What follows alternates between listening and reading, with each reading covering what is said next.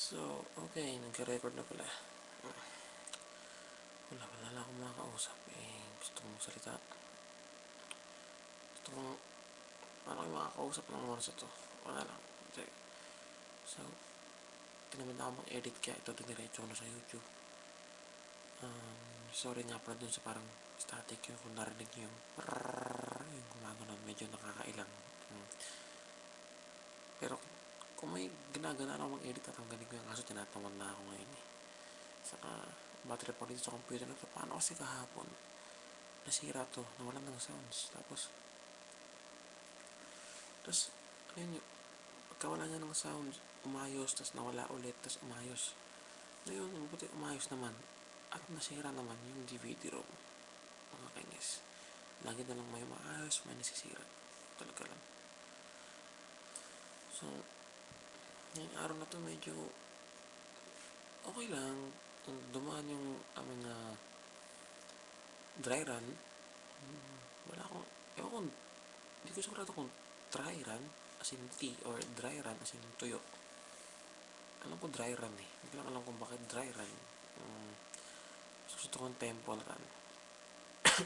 Kasi, yung dry run namin kanina, di pumasok ko. Pagpasok ko, naiwanan ko pala yung nut reviewer ko. Buti na lang si Cesar, may nakita siya nut reviewer, tapos tinako dyan sa file cabinet. Hiniram ko na lang. Yun ang ginamit ko. Pero ayun, may nagamit naman. So, kaya na. Nagkasagot ako kanina.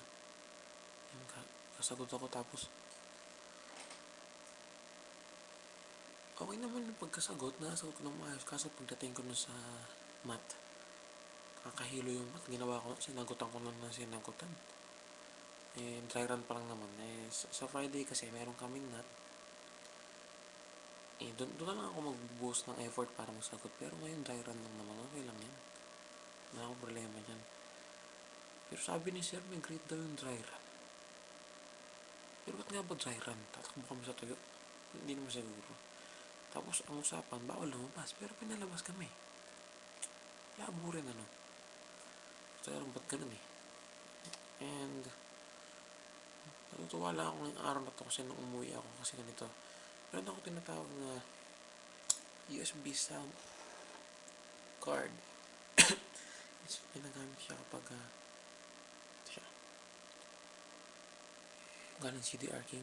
Ginagamit siya kapag halimbawa yung sira yung ano mo, yung sound ng computer mo, sasaksak mo siya doon, dito mo sasaksak siya. Magkakaroon ka ng sounds. Ngayon, ayoko lang dito, umiinit siya kasi nga, wala namang magkakasya fan dyan, diba? Liit naman yan. Yun lang, umiinit siya, pero at least nakaka-sounds. Every 2 hours tinatanggal ko na lang.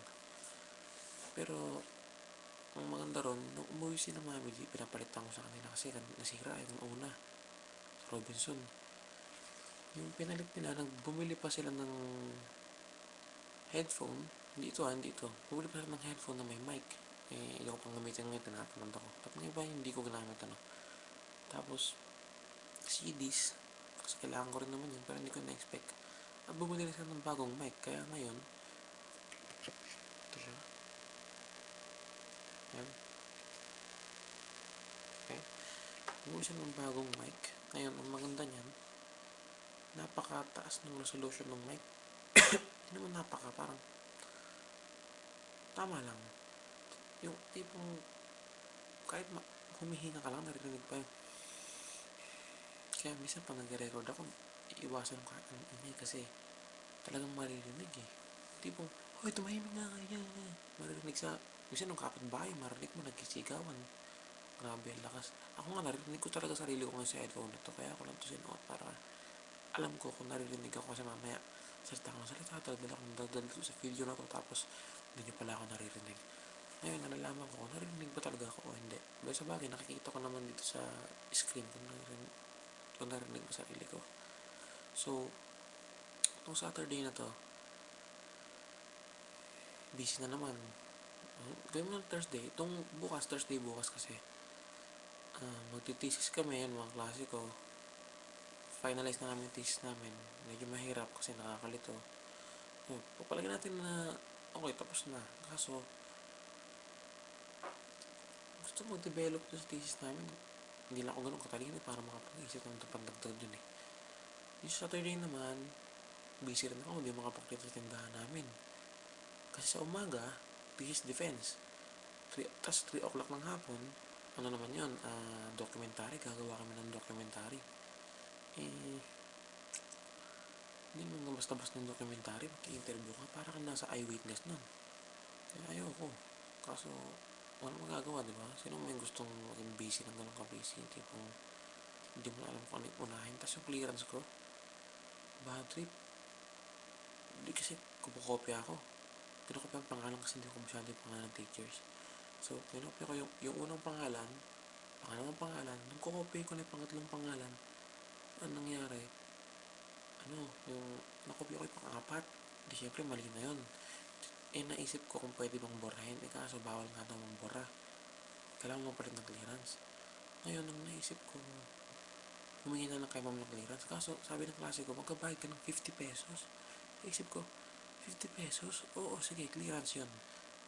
Papel lang yun may nakaprint naka-clearance Ngayon, naisip ko, hiniram ko yung, actually hindi ko hiniram, pina-scan ko yung clearance ng klase ko, may pangalan na. Ngayon, in-scan, in-edit ko sa Adobe Photoshop. Ngayon, bukas ipaprint ko siya para may clearance ako, diba? 50 pesos, grabe naman yun. Tapos, yun, Sunday, hindi ko alam kung ang gagawin ko. Baka sa docu ulit na ibuhos yun. Tapos, grabe, Tuesday, exam na agad. Sa Monday, baka, sana hindi ako pag-reportin. Kaso, bawas grade din yan. Kaso mag-report pa 1 day before exam naman yun. Basta naman. Tapos, unfair naman kasi. Yun sa graduating ang exam. 13, 14, 15. Tapos sa graduating, 16, 17, 18. Sana man lang inusod, tinabay na kami dun. Hindi na kami magkokopyahan eh. Noong mga kabilang room, pero ang mga klase ko, posible. Hindi na ako talaga makakopya kasi nga, ayoko nang may nangungopya, ayoko rin na nangungopya lalo na pag exam. Quiz pwede pa, pero exam, mahirap na. So yung kanina may kwento sa akin yung kapatid ko.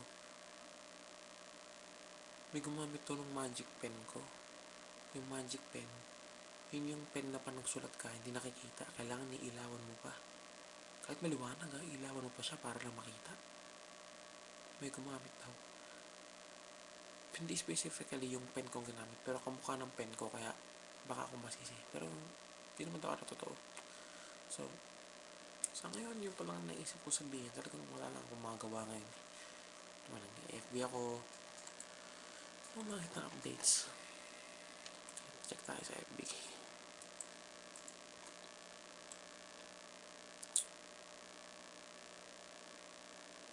Puro good night naman to eh.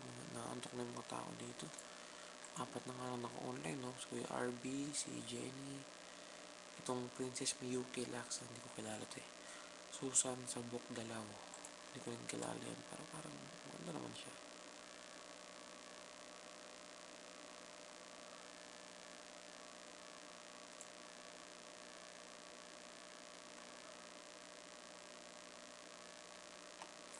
So, wala talagang magawa sa FB ngayon. Kanya laro ako ng stick run, medyo tinamad ako.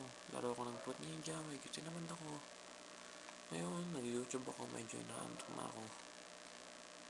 Uy, ganda na Jinin, no? Special mention pa sa Jinin. Like ko nga. Gusto nyo makita?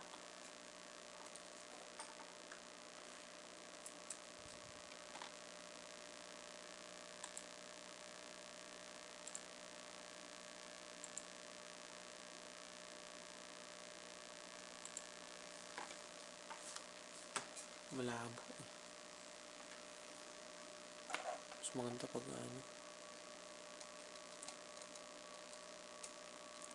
yan, napansin ko sa kanina putol yung ulo ko eh. Lagi na lang, ito lang yung nakikita eh. So, alam ko naisip mo, medyo tinatamad ka na panoorin ako kasi wala na akong masabi. And pangalawa, masyadong matagal yung video, maraming delays kasi hindi ko na-edit. Tinatamad tamad na nga ako, sinabi ko kanina, diba? So, yun na lang muna sa ngayon. Kita kasi next time. Sa mga nanonood dito ng graduating, good luck sa mga kapwa ko graduate. Sana mag-graduate na ako. And good more night.